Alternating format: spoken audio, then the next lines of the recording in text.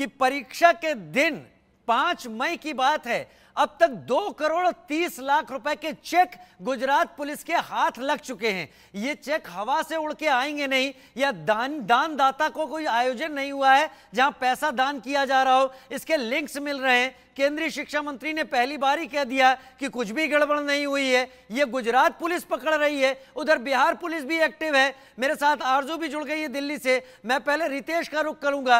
रितेश, वो 9 छात्र अपने पेरेंट्स के साथ क्या ईओयू के सामने पेश हुए हैं? क्या पूछताछ चल रही है? विस्तार से बताएं रितेश।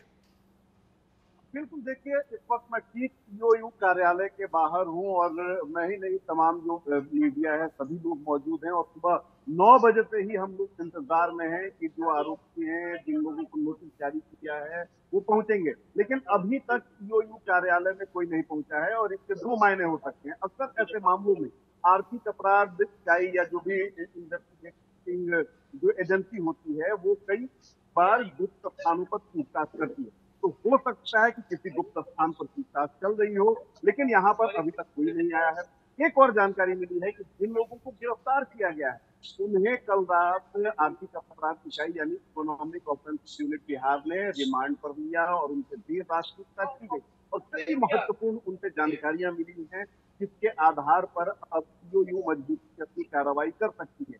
तीसरी बात, जिन लोगों को नोटिस जारी किया गया है, जिन 9 लोगों को 2 दिन उनके लिए टेन्योर था, यानी वो आज भी कुछ लोगों को आना था और कुछ लोग कल आने वाले।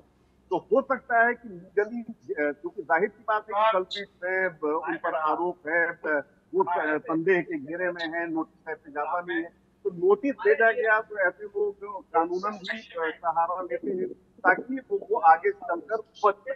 तो हो सकता है कि नोटिस का जवाब उन्होंने नोटिस से दिया हो। ये 3 चीजें जो है वो अभी चल रही है। हम आर्थिक अपराध इकाई कार्यालय के ही बाहर डटे हुए हैं और यहाँ पर इंतजार सभी को है कि वो लोग, जिन लोगों को नोटिस जारी किया गया है, वो कब आते हैं। हालांकि जैसे ही कोई बड़ी अधिकारी चाहे वो एडीसी हो, आर्थिक अपराध इकाई के नैन खान, अगर वो मिलते हैं उनसे हम पूछेंगे कि क्या अपडेट है, क्या जो डीआईजी जिनके जिम्मे ये पूरी जांच मनोजीत सिंह ढिल्लों, अगर वो मिलते हैं तो उनसे भी जरूर पूछेंगे कि आखिर जांच से कहां तक पहुंची है और पूछताछ में क्या निकला है। तो फिलहाल हम यहाँ मौजूद हैं और सभी लोगों को इंतजार है कि आज का दिन कितना महत्वपूर्ण होता है और आज कितना बड़ा खुलासा होता है।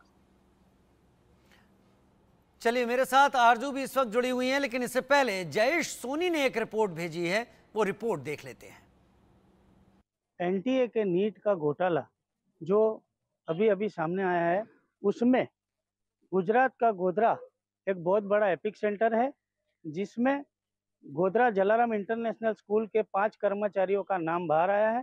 गोधरा डीएसपी हिमांशु सोलंकी ने इस मामले में जलाराम इंटरनेशनल स्कूल के तुषार भट्ट, परसोत्तम रॉय जो कि बड़ौदा एक कोचिंग सेंटर के कर्मचारी है, और जलाराम इंटरनेशनल स्कूल के प्रिंसिपल परसोत्तम शर्मा, आरिफ वोहरा जो गोधरा के निवासी है, फिर आनंद विभोर जो कि बिहार के हैं, इन 5 को गिरफ्तार किया है और अभी इन्वेस्टिगेशन चल रहा है। परत दर परत हर नए खुलासे हो रहे हैं। अभी तक गोधरा पुलिस ने इस मामले में 2,30,00,000 के चेक बरामद किए हैं। इसके अलावा 7 लाख कैश भी बरामद की गई है और अन्य ब्लैंक चेक भी पुलिस को जलाराम इंटरनेशनल स्कूल के ऑफिस से मिले हैं। Nehal Shah, India news, Godhra, Gujarat.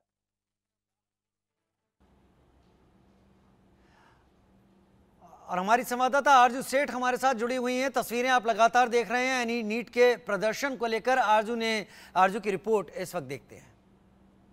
The talking point nowadays is the NEET result that came out on the 5th May. Also, students protesting against the irregularities in the NEET exam, and today also the Aam Aadmi Party has came in the support of the NEET students. Right now we are at the Jantar Mantar and showing you the visuals. The stage has आज प्रदर्शन की तैयारी में है आम आदमी party. Delhi में प्रदर्शन जंतर मंतर पर, उसके साथ देश भर में राजधानियों में, राज्यों की राजधानियों में प्रदर्शन कर रही नीट के मुद्दे को लेकर आरजू मेरे साथ इस वक्त जुड़ी हुई हैं। आरजू, एक तरफ तो सुप्रीम कोर्ट ने इशारा दे दिया है, उसने एनटीए को 8 जुलाई तक का वक्त दिया है, कड़े सवाल पूछे हैं और यह कहा है कि छात्रों की जो मेहनत है वो जाया नहीं जाएगी, उनके हक को, उनकी मेहनत को समझते हैं। दूसरी तरफ ईओयू इंतजार कर रही है उन छात्रों से जिन्हें बुलाया गया है। Jalaram high school, Jalaram centre Gujarat, वहां पर भी पुलिस काम कर रही है। दिल्ली में क्या तस्वीरें नीट को लेकर दिख रही हैं? जो इतना कठिन एग्जाम होती है उसमें 720 अंक। तस्वीरें दिखाएं आरजू, बताएं क्या चल रहा है जंतर मंतर पर। देखिए, जिस तरीके से हम लगातार देख रहे हैं कि अब मुद्दा जो है वो सड़क तक पहुंच रहा है, चाहे बच्चों।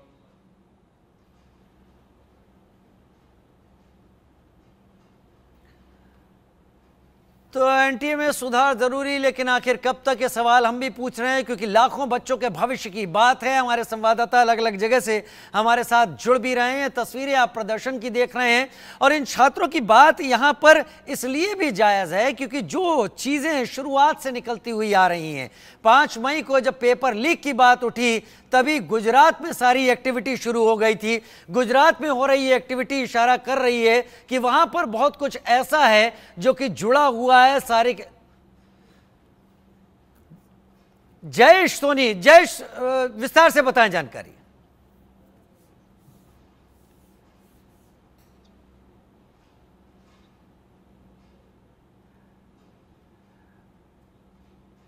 जयेश सोनी का मैं रुख करूंगा। मैं जयेश सोनी, गुजरात में जो लोगों से पूछताछ हो रही है, गुजरात में जिन लोगों को पकड़ा गया है, गुजरात में जो चेक बरामद हुए हैं, इसके क्या देश भर में चल रहे इस पूरे रैकेट से जो अलग अलग जगह बिहार में जांच हो रही है, कोई कड़ियां जुड़ती हुई दिखाई पड़ रही हैं क्या गुजरात पुलिस को?